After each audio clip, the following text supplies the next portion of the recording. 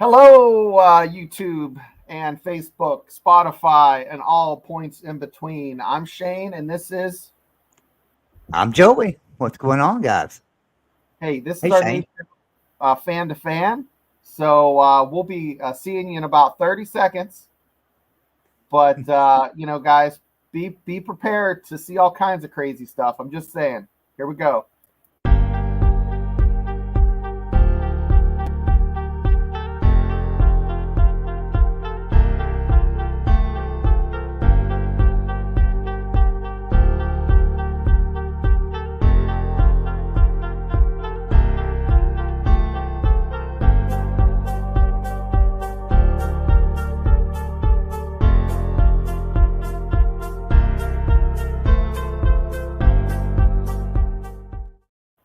Well, that gave everybody time to top off their coffee if they're like to drink coffee after dinner. And wonder what the hell they're doing here. They had time to wonder what the hell are we doing here. Well, I don't know. We have some folks that were reaching out trying to, I was trying to figure out, I'm techno-tarded, trying to figure out how to get everything lined up. I had work going on. Tried watching a little bit of the West Virginia game, and I guess we'll just start off with the elephant in the room. But wait a minute, Will ND coming here throwing something down. Hey guys, are you both confident that Neil Brown isn't coming back? Well, who said that, Will? Will, Nobody has said Neil Brown isn't coming back. you signed an extension, brother. If I said something else, I need to be pee tested. Okay, guys? Yeah. Yeah. Up. It'll probably glow. But hey, guys, so what I'm going to talk about is Josh Eilert did a good job. Just couldn't turn the corner in a couple games. Kept them engaged. They, the WVU basketball team got blown out 72 hours ago, and they led by 16 against Cincinnati. Cincinnati had too much juice for them. Came back from at the end. I'm gonna poop all over this Edwards kid again. He's a good ball player, but the technical might have cost him the game. And then, of course, he doesn't shoot very well from the foul line. Just heartbreaking, but we're just delaying the inevitable, Well, we've been saying it all along that it's not Josh Eiler's fault at all. None of this season at all. Nothing on him. The man was handed a stick of dynamite. Somebody lit it pretty much on both ends. Said, hey, if you can get one out, I guarantee to get both fires out. And that's just what happened all season long. He battled fire after fire after fire on this basketball team, right? I mean, we had players that weren't eligible, and we had players that had heart condition, and we had so much things that happened to us this season. For him to hold this basketball team together at all, to win any games, is really remarkable. That's what Josh used to hold, to put that team together. They beat some good. They made it entertaining for fans. They beat some good squads. They just didn't totally lay an egg every game. But so I guess we'll talk about how long does West Virginia wait before they announce? Do they wait until after the tournament? Do they announce it soon so this coach can get the ball rolling? I think everybody knows that. I think even Josh Eilert himself knows it's over at this point right now. His coaching tenure's done. I think it's going to go rather quickly. I think they've probably been looking. I think probably Josh Eilert's probably been talking to him about it. He may even know who it is. I think it's going to be a really smooth transition, and I look forward to go pretty quickly. Yeah, and the two front runners, I have a preference, okay? And my preference is Florida Atlantic's coach, Dusty May, okay? That's who I prefer.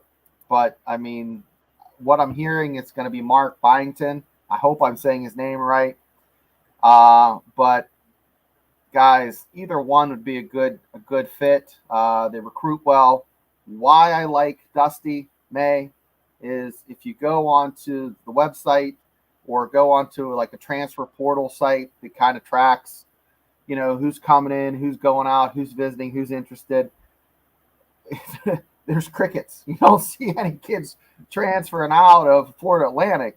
And it's not like Florida Atlantic is a blue chip program. You could see that happen at like Duke, Kentucky, UNC, Kansas, USC, UCLA, but not at Florida Atlantic, guys. I wish I followed basketball more than I do this year. I usually follow basketball, for the most part every year.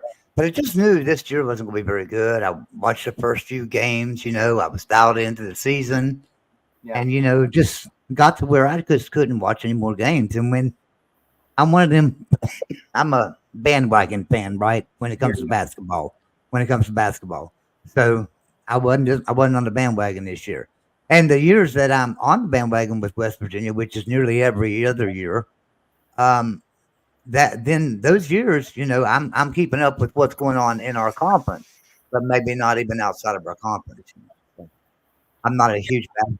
It's like watching a horror movie through your fingers. That's what the season was for me. You kind of peek and see, okay, are they in it? If they're getting stomped, I usually will watch something else. Put it on something else for a few minutes because it's just your anxiety, shoots through the roof. You get a little bit angry. It's just like the whole process of grieving for Bob Huggins just goes through the range of emotion on what could have been.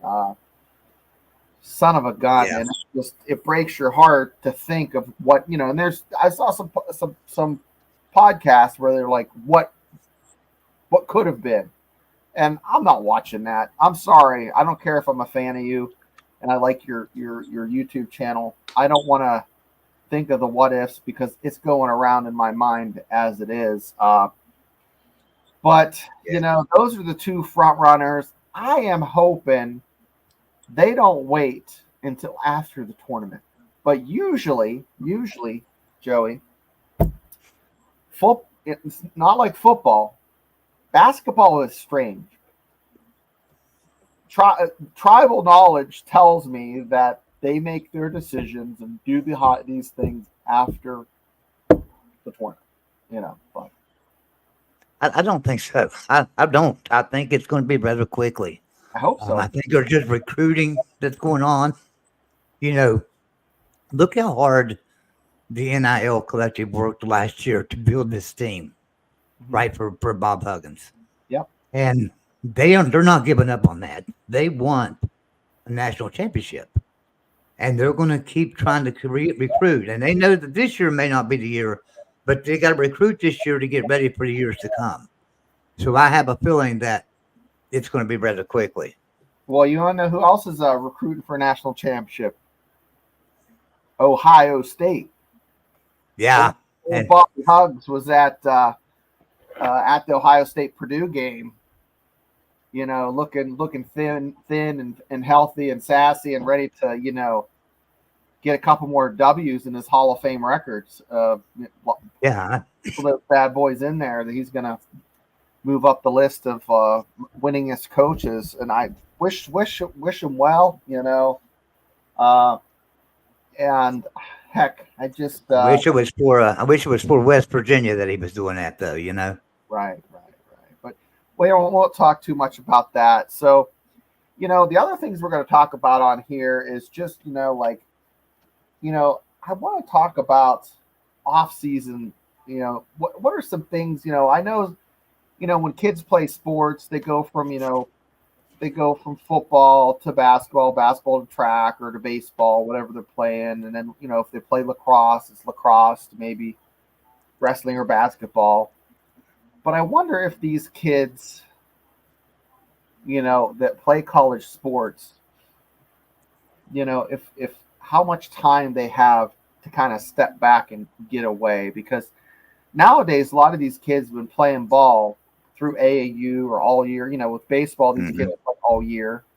And I just don't know how healthy that is, for the kids' mental well-being. And then on top of that, the recruiting and I don't know nowadays. It just seems like that's the nature of the beast, and it is what it is. But I was wondering what they do. But I know for me as a fan, this is the time of year from March until like spring ball, it kind of just reset. I'm not a big baseball fan, but we do have the Olympics coming up, which will be fun to watch in July.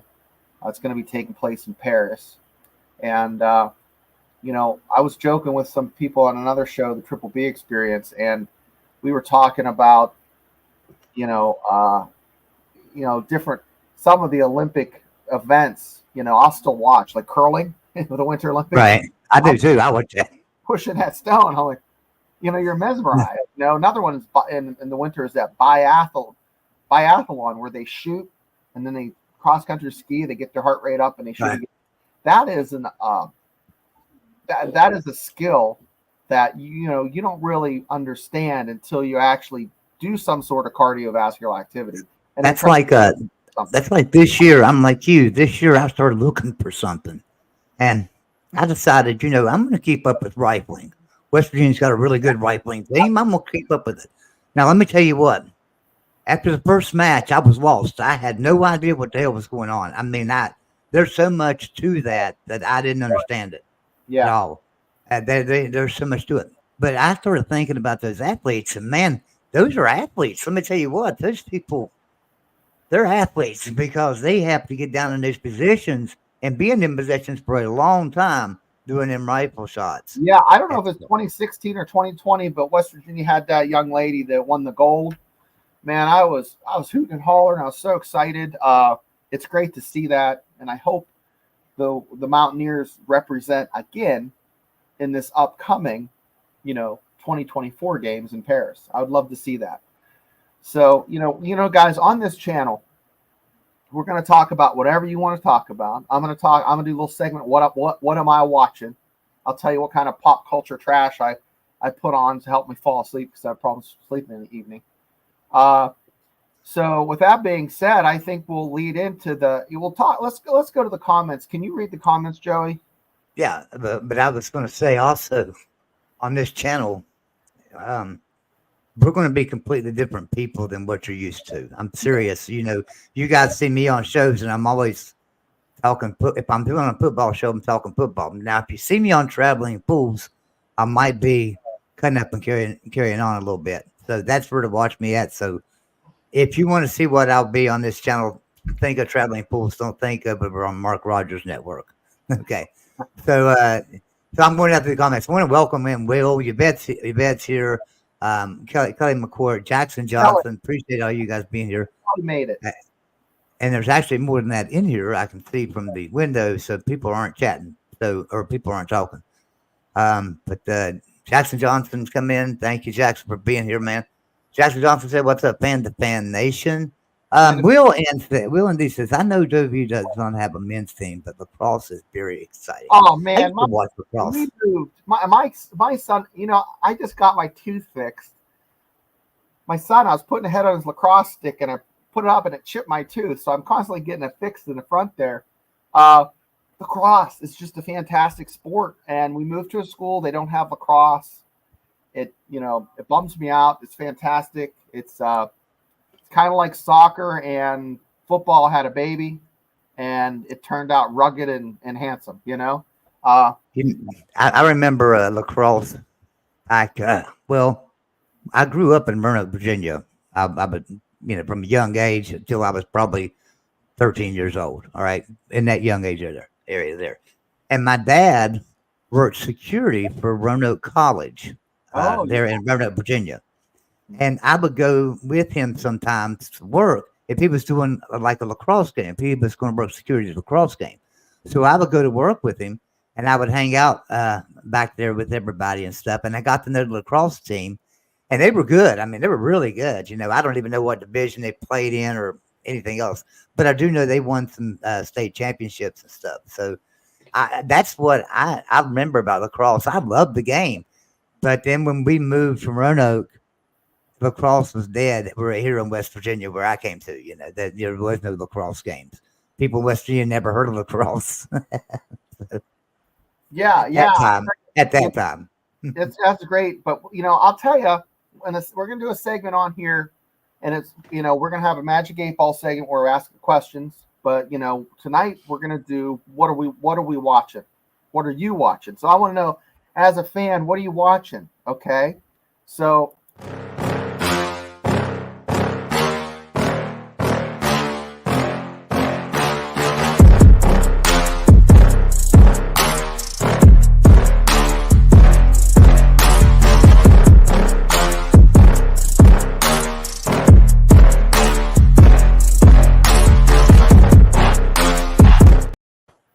So Joey, what when you're playing on your phone and you're bored, what kind of shit comes up in your feed?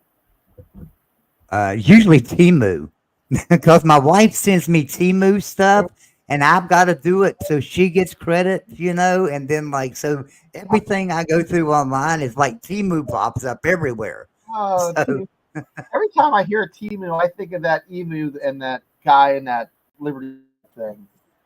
I have been watching. It's always videos of some girl dancing, and then it goes to like some cooking thing, and then I get a lot of. YouTube thinks I'm a black conservative.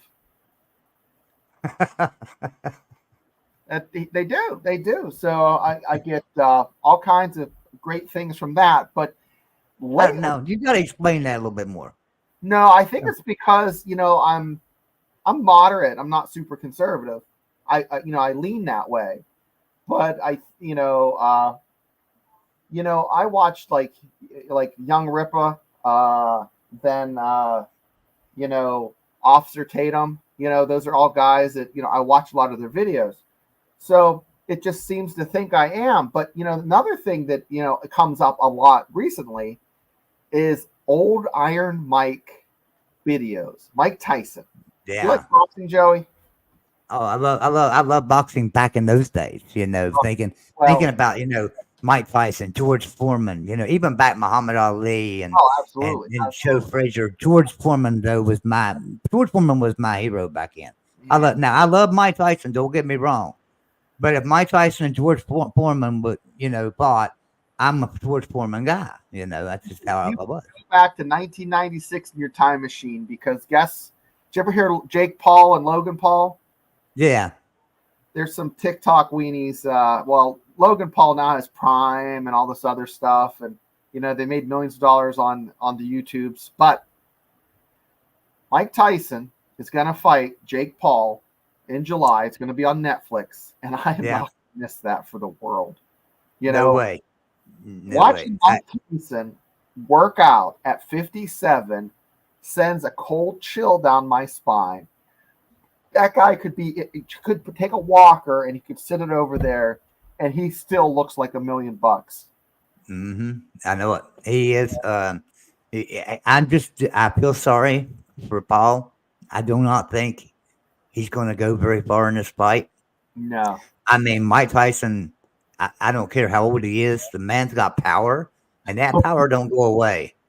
That power don't go away. You might get a little bit out of shape, but you know what? That power's still there, and he's working out until from now to that fight.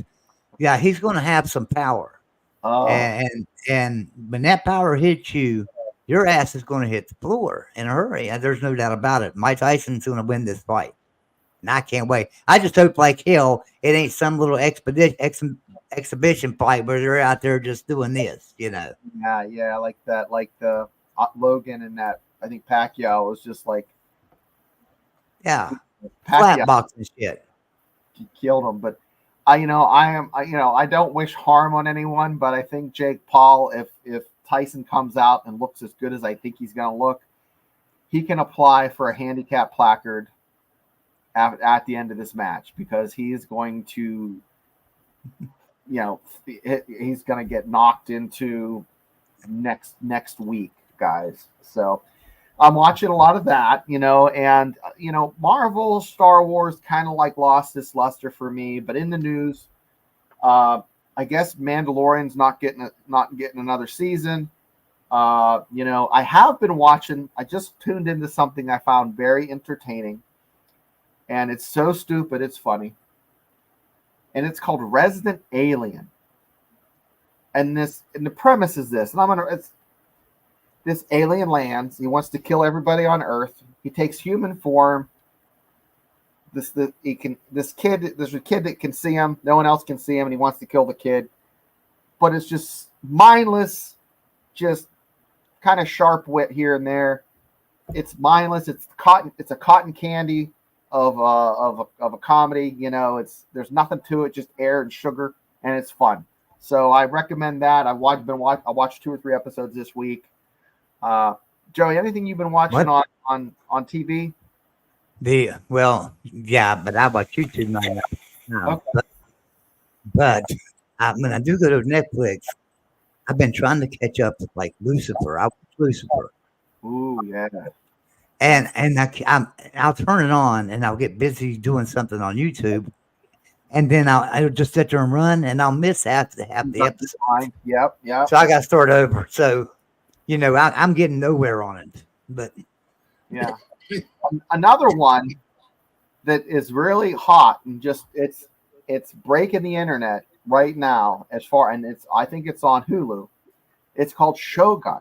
And remember that miniseries back in the 80s? It was on NBC, Shogun. It kind of follows that same timeline, same basic story, 1500s, late 1500s, this British sailor lands on the shore in, medieval Japan, so all that follows is, of course, samurai shit. So, it's always entertaining to see samurais just whoop people's ass, guys. And when you have that sword and a ponytail and you're laying a thumping on someone, that just eliminates your man card. If someone a show I was watching, on Hulu, and I got into it, and I don't even know why, because it was kind of cheesy, and that was Rookie. The show Rookie. Yeah. It's kind of cheesy, really, but I got into it, and I think I watched every episode there was, so I got into that. But if I get into action and comedy, I enjoy movies. Now I do watch some comedies like for me it's Big Bang Theory. I like Big Bang Theory. Yeah. I used to love that show, Young Sheldon. Yeah, I love that, and even Young Sheldon, I'll watch that sometimes. I want comedy, but then if I get but when I'm watching TV shows too, I like those dramas and a lot like New Amsterdam. I like New Amsterdam over on Netflix. Watch that, shows like that. But so I'm not really much for sitting there watching I don't know, action adventure series. You know what I'm saying? I don't really watch action adventure series. My idea of an action adventure series is Criminal Minds. That's about what I watch. I don't get much deeper than that with watch on balance. Now I do on movies, but not on series. Now my wife likes to watch a lot of those, those 2020 investigates, and someone always gets murdered and no one knows who did it. Yeah. And the same shit every time. We were on a podcast, and of course she could get up and check and see who's at the door, because there's 2 little windows beside the door. She could just open little curtain and kind of see. She is so scared. She comes down the stairs, comes to me, and says, "Hey, someone's at the door." I'm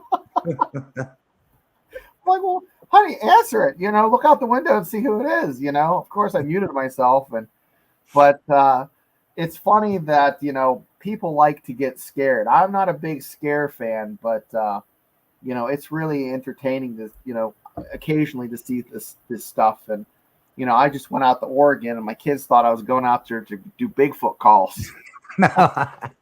Hey, did you see any waves out there?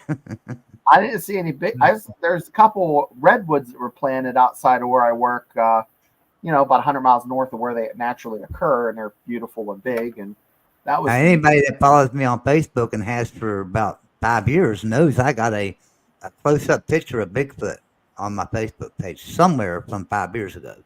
No, how you find it? But now here's what it is. It was in Kentucky.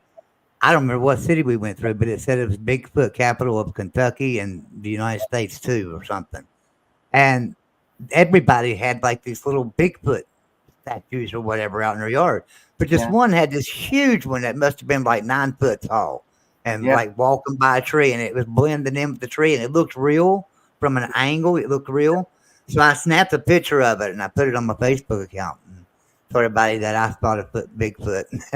I'll tell you what, I'm gonna say something. People think I'm crazy. I love listening to it's called Sasquatch Chronicles, and this guy interviews people that are just distraught, and they're just up. You can tell they're still shaken from their whatever they did see.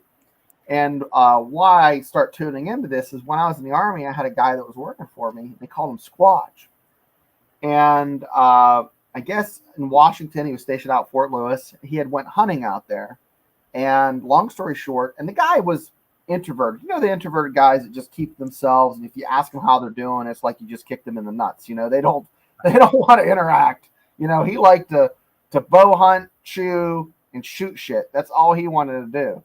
And they called him Squatch. And I thought, well, maybe he has back hair, or maybe he doesn't bathe, But after getting to know him, this guy isn't like super big. He's not super hairy. I guess he went out, walked 3 or 4 hours to where he was going to hunt, and he hunted the year before there. But on his way out of the woods, something paralleled him. And if a mountain lion parallels you, you're never going to hear it.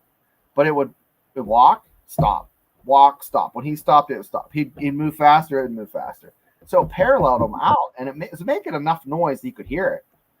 And like 10 or 12 miles, he walked back, and it followed him the whole way, and he was beside himself. And from what I gathered, he could see a little bit of a shadow, but he never said it was Sasquatch.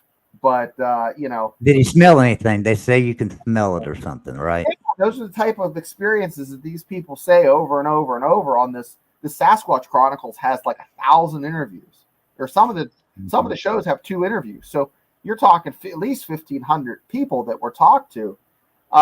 So I don't know. I think it's interesting. It's something like you said, you put on the background while you're washing dishes, or maybe, but yeah. So that's what we're watching. So, that's what 15 minutes of our hour show today. We talked about that kind of stuff, but getting back to sports, I want to ask you, Joey, are you going to watch any of the Big 12 tournament? No, I just don't. I mean, like I say, I'm just not a basketball fan.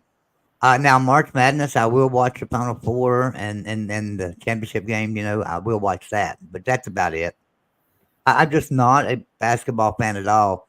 I would consider myself as much of a baseball fan as I am a basketball fan. I like West Virginia baseball last year. I didn't follow it, but I kept up with it. I just ballpark that is up there on top of the hill in Granville. Yeah, they renamed it. Did you see the new name of it? Yeah. That fellow lives out in Arizona. Rick Kendrick. Yeah, Arizona Diamondbacks owner. Yep. But guys, I'll tell you what. I'll tune in and watch it. I mean, not as much as I when West Virginia is good, I watch every game.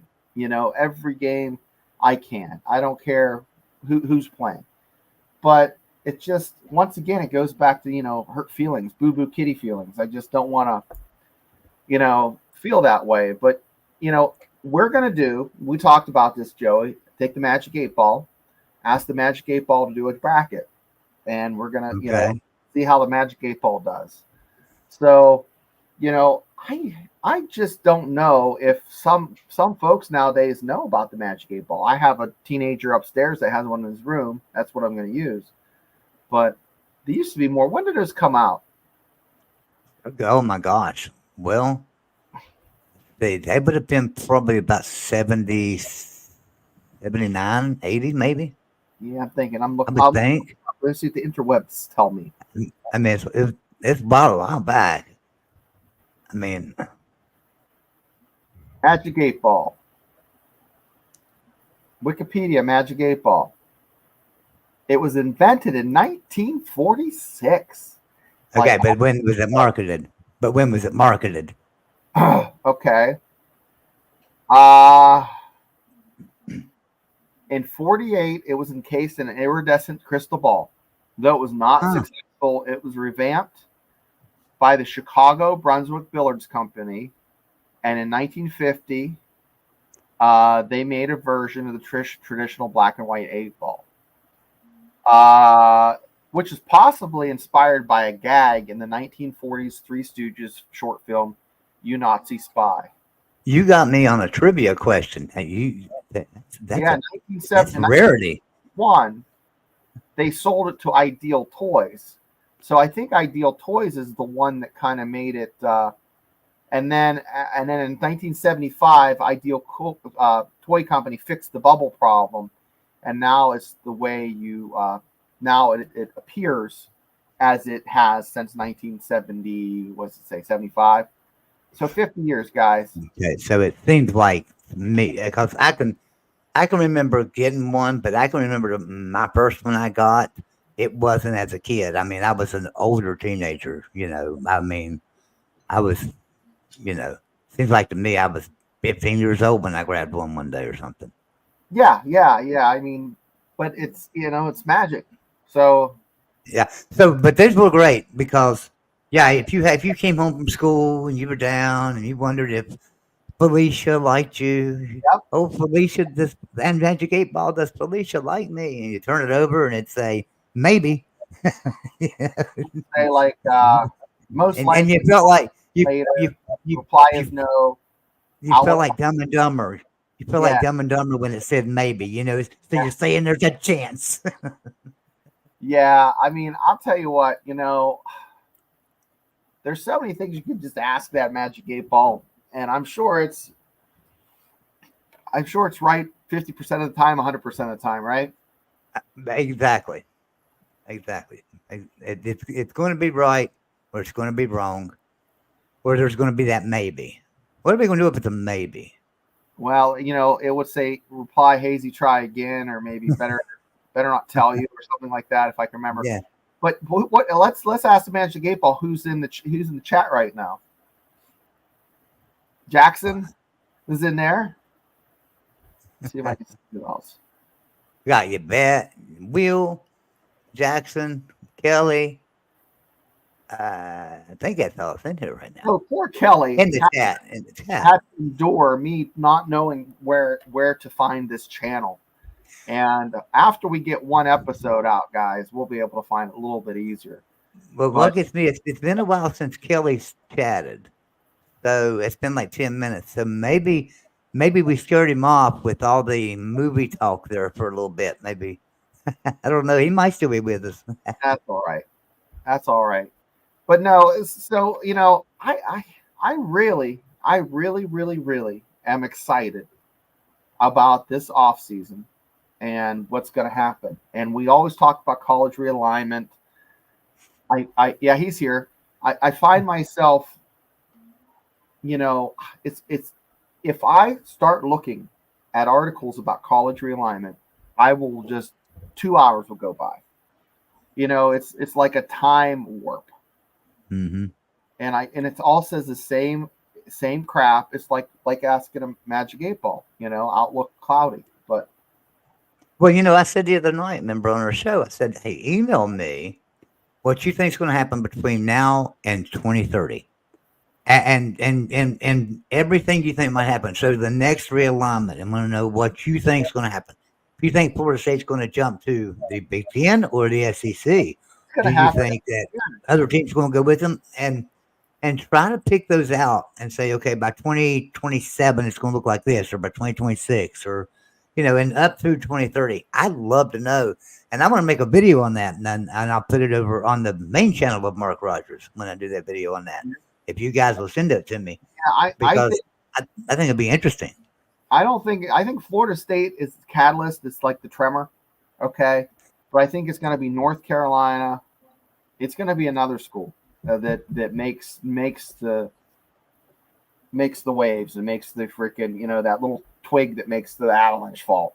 So I'm really thinking it's going to be like a North Carolina or a Clemson. But guys, it's not Florida State.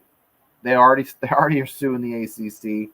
Mm-hmm. But once once it's going to be rank and file. I think once two of them decide to pack their bags, it's going to be everyone's just going to head for the hills. And the question, Joey, the question that I am battling with, is it going to be a conference of two or conference of three? Is the Big 12 going to be viable enough to have a seat at the two-seat table? Because right now there's just a two seats. Yeah, though, it's just it's like I said, they're not going to they can't get rid of the Big 12.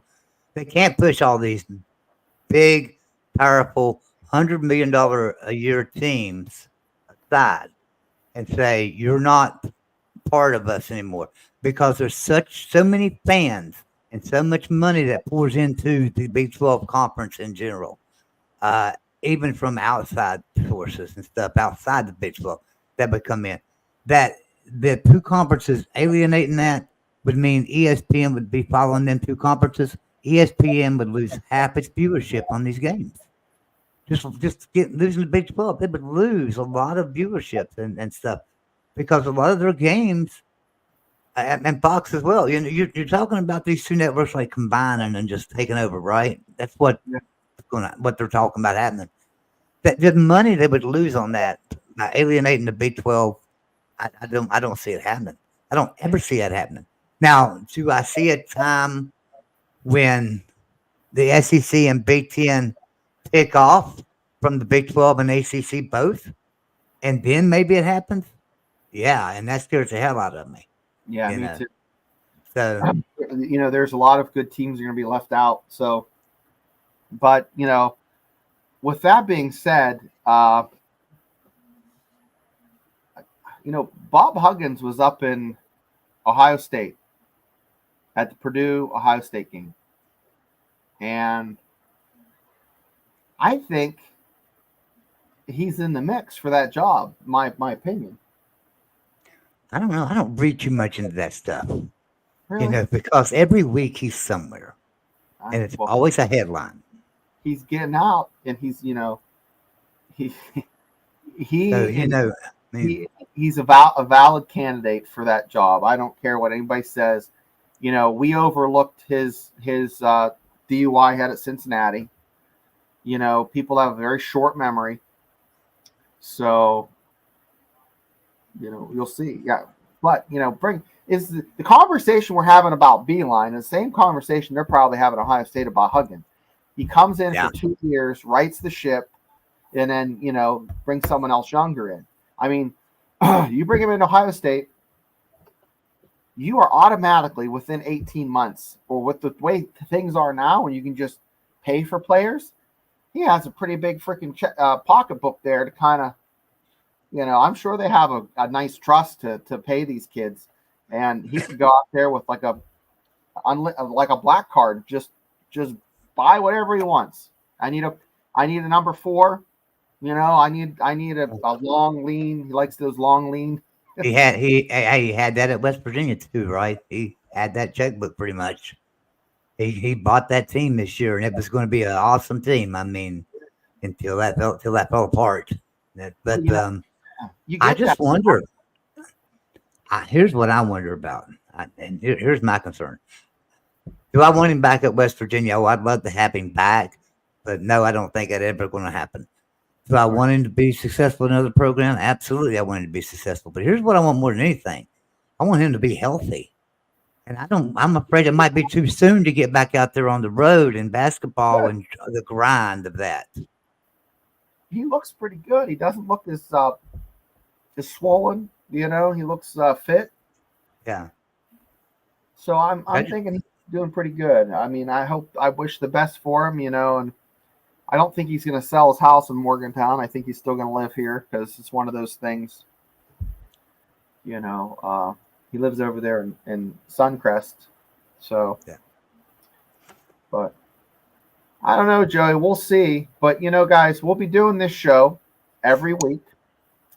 And, during the season, we'll, of course, we'll be talking about football and then basketball during basketball season.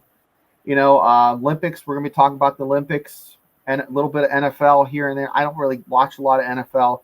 I'll occasionally watch it. But speaking about a former Mountaineer who played in the NFL and now is a major talent, YouTube and ESPN, old Patty McAfee, number 4. I want to be a fly on the wall at ESPN right now. Yeah, see, Pat makes enough money that he could give 2 craps, and he still does a pretty good job of playing, riding the fence, not being too political. And that's the proof of that is when Aaron Rodgers and Jimmy Kimmel, and I think Jimmy Kimmel is not funny. I don't think he's a very funny guy. But Aaron Rodgers says some things that are just, he says what he feels. He doesn't play the political game. He just is who he is. Right. God bless him for it. So, but he was always dynamite when he was on Pat McAfee's show. There was good banter between them. It's always interesting. And we all know about how Jimmy Kimmel got brought in and they kind of made a joke and he took offense to it. He's supposed to be a comedian. Seems like these so-called comedians that have thin skin are not comedians in my it's my opinion. But Pat McAfee is supposed to have heat with Stephen A. Smith. And now saying that it is very supposedly, right? Well, there's been a number of sources, but what has happened, okay, is Stephen A. came out with a statement saying, I like Pat McAfee, they seem to either had a publicist or wrote it themselves. No, because Stephen A. made a statement within that statement that was racist, and he's catching some flack over that. So that wasn't written by no professional PA. That was just his own shit. No. But, there's people in the background telling folks what you need to say after you step in it, But let's talk, also with Pat McAfee. He makes $17 million a year from ESPN, and he's still allowed to do stuff with WWE. Okay. And Pat McAfee, I don't know how he makes it. He hustles. He works hard. I mean, I've got him. I don't know how he survives. On that, yeah. Right. It's gotta be. But he takes care, like when he got his first payday, it showed him delivering, like breaking out $500,000 and hand it to his boys that helped him out. So yeah, he is that kind of guy from Plum, He came to West Virginia and paid quite a few people too, and did quite a few things. Right. He also recently, a year ago, he had a wager with Kurt Herbstreit, that West Virginia was going to do better than X, Y, and Z. And of course, they exceeded expectations.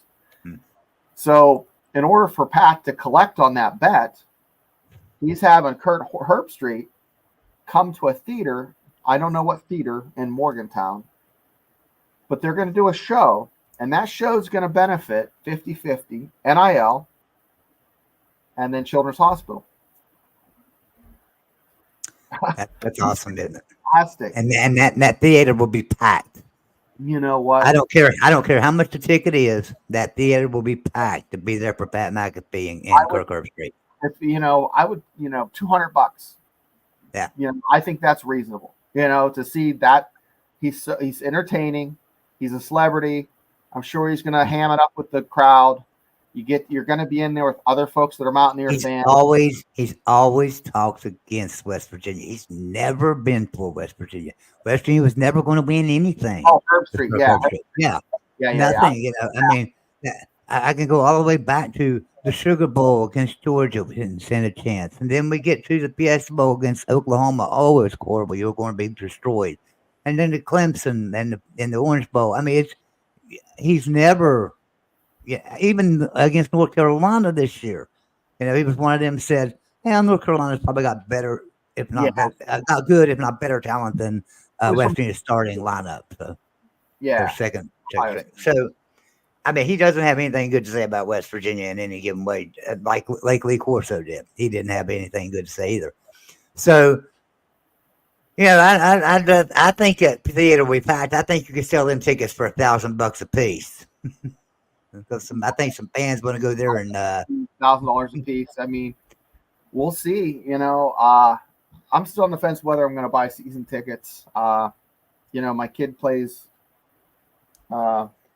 football, and the JV games are Saturday and the varsity games are Friday, and I don't know. We'll see. But I like this question right here. Here's the problem with that, Jackson. You wonder how long Pat McAfee will be at ESPN. He will be there as long as he wants to be there. I guarantee you.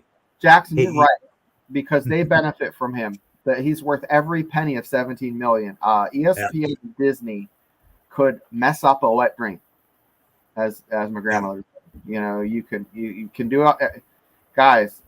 Disney's lost 40-50% of what its value was, just 18 months ago, 2 years ago. So just by making garbage movies, ESPN is not doing as well as it has been. It is what it is. So they trimmed the fat at ESPN by letting a lot of folks go. I might be talking out of my ass. I'm just going by what I've read, but and also the exchange that doesn't lie. If your stock is worth 55% less than what it was trading at 18 months ago, you're not doing well. You're not healthy, and you're making the wrong decisions. Well, now what was that article saying? Like the people that watch Pat McAfee show, and then Stephen A. follows that, and 48% drop off in viewership. Right? Is that what I read? Right, guys. Yeah, I mean people, and then there was reports when he was on College Game Day that a lot of folks didn't like him. But the people that the people that like him love him. There's people that are like, oh yeah, Herbstreit's okay. Lee Corso's okay. But there's not people that are like, they're wanting to see just Lee or Kurt on another YouTube channel. I mean, he has 3 million subscribers on YouTube, guys. 3 million. He has a show every day he does for 3 hours. And that 3 hours is entertaining minute 20 as it is through minute 2 hour and 20 minutes into the show. It's just as entertaining. The interaction with his cast of characters is fantastic. I love it when he has Pac-Man on. I love it when he interviews Rich Rod. I love it when he talks to Coach Prime, and he had Saban on. I mean, he has everybody on, and the way he relates to these guys and they feel comfortable with him is just fantastic. And you forget that Pat McAfee wasn't an All-American. He was a 2-time All-American in 2 positions. Mm-hmm. Yeah. Name me another Mountaineer that did that. Yeah. Okay?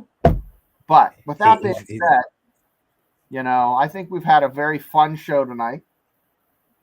Yeah. I'm so glad that so let me say something though. What we were talking about there. I can remember meeting Kirk Herbstreit, seeing him for the first time at the Backyard Brawl a couple years ago. And I never was a fan of Kirk Herbstreit, but I got a little excited that here's Kirk Herbstreit, and so that's why I feel like him coming to a theater here in Morgantown with Pat McAfee, man, them tickets are going to be through the roof, and you better grab them while you can if they become available. As soon as they come available, you better grab them. If you want to go, you better buy them. And guess what? You're going to be sporting, NIL and Children's Hospital. I mean, hey, you can say you don't like these kids making money. Well, half of your money is going to go to kids that are sick. So I do have something to plug. In June, Allied Powers Wrestling Federation out of Indiana, PA, is going to be putting on a show on the 23rd at 3 p.m. at S&T Bank Arena. And they have some big name talent coming in. It's going to be family oriented and family friendly. Tickets start at you can get VIP tickets for $25, and then they go down from there. So, guys, if you are interested in wrestling and you live in Central Pennsylvania, hit me up in the messenger, and I'll get you some tickets. I used to be of course, back when I was growing up, I guess it's different than even when you were growing up. But back when I was growing up, it was just wrestling was a huge thing too then. I mean, just going to wrestling matches as a kid, I loved it, and seeing some. I really couldn't tell you all the people I've seen and met backstage. Watch them all backstage talking to each other and shaking hands and laughing and telling jokes. Then going out there and putting on a show that made you want to think they were fighting all of a sudden, And I mean, I really would think that as a kid. And so it was really good. They were really good. But I haven't watched wrestling for years. Can't get into it anymore. But there's I know it's different wrestling. So I know that wrestled in WWE, and he's like a surfer guy. And one of the Spencer Slade, who wrestled him recently, is going to be on the show, or going to be on this show. They're still getting the card for the show, but Defoe, thank you for being here, man. Defoe, man. Defoe. Shane with the little Shane don't know who Defoe is. Defoe's a great friend of mine, been a friend of mine for a lot of years. And I love that. But appreciate you being here, Defoe. Appreciate you coming in. That little Longhorn, like doing like a Buddha thing. Well, Defoe unfortunately is a Texas fan. Hey, I can't hate on that. And he lives in Tennessee. That's strange. They're like, that tea has the wrong color. It's the wrong color orange. Everybody in Tennessee is probably just confused. They probably think he's colorblind. One night we was on a show together over on Traveling Fools channel. We were on a show. I think it was Traveling Fools. Might have been Aunt Amy. I don't remember. We were on a show together, and Defoe was dressed in black, and he had on a baseball cap, and it had on like this. It looked like a gold emblem on it, and he's dressed all in black. And I'm thinking, he's got on a Colorado Buffaloes outfit. And I start thinking, well, now he's no longer a Texas fan. He's a Colorado Buffaloes fan. So I started picking on him, because he did look like he was dressed like a Colorado Buffalo. Now I don't remember what the hat was, but it turned out not to be that at all. But it was funny that from a distance it looked like a Colorado Buffalo thing. Defoe's a great guy. Defoe's a great guy. So he's a good guy. He's like him. Hey guys, I'm going to tell you right now. That's just going to get more lively as we kind of get more comfortable in our skin here. So, if you have any comments or suggestions, shoot them our way. We'll be sure to acknowledge them. And also, if you're a fan of a show or a fan of a program, let us know. We'll either give them a rash of crap or give them a bunch of praise. We're going to talk also as the season rolls on and we'll get closer to tailgate season. I like to watch food porn, man. I like to sit there and watch people cook good shit, and I like to see people eat it. And I want to hear what recipes you like. When it comes around to Christmas time, we're gonna talk Christmas cookie recipes. I remember when I was in the Army, sitting on the roof with some lean, mean guys, and guess what they were talking about? Sexy, hoorah shit. They're talking about does coconut belong in chocolate chip cookies? Does walnuts belong in chocolate and brownies? That's the stuff that's important to me. So, and I'm gonna do some different things on this channel too. Like I said, don't expect the same Joey on this channel. We've got a lot of things, a lot of little skits we're gonna do. We're gonna make some nice videos, put out, have some nice skits coming up. Yeah, just gonna have fun, man. We're gonna have fun on this channel. I don't care what we talk about as long as we talk about something, right? We might be talking politics one day and then sitting there stopping ourselves real quick in a hurry and not talking that. And then the next day we might be talking about college football. But yeah, you know, a guy who is a Pitt fan lives down the street from me, and he'll be on here, and he a little bit backwards, but he's a lot of fun, and he used to live in Punxsutawney. His name is Punxsutawney Pete, and I guess he moved out of Punxsutawney because he doesn't like groundhogs or Amish, and he moved both. He always carries batteries around. You've asked him why, he throws them at Amish. He's a strange dude, but we'll bring him on. I think we can only get him for a few minutes at a time. He uses his grandma's internet, he says, so we'll see, guys. Well, now we got to bring on, I think at the same time would be a good one to bring on because it'd be the counter opposite, would be Talkus Pit.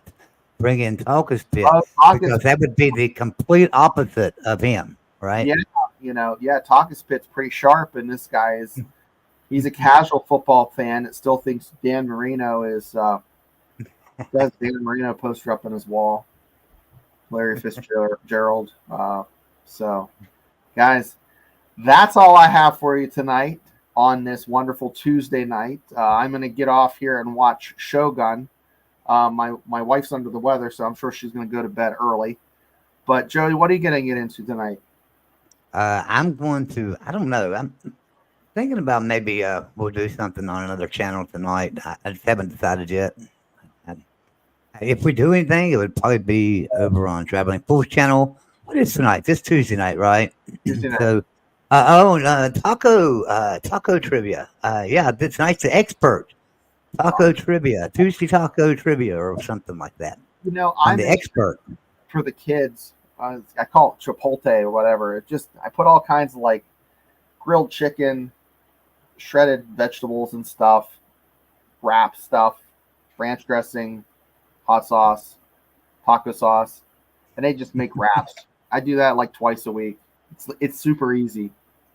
Lazy. So that's where I'm gonna head right now is over to the expert for Taco Tuesday trivia, and that's where I'm gonna hang out at. I like playing trivia over there. Well, I want to thank Kelly, Jackson, Will ND, Defoe, of course your wonderful wife, and everybody else for tuning in. And we will see you again. We will be on Thursday on Mark's show, and then we'll catch you here next week, same time, same place. And I want to thank everybody for tuning in. Joey, thank you. That's right, man. We'll see you later. You want to end this or you want me to end it? You ending it? I got it, brother. All right, brother. Go for it.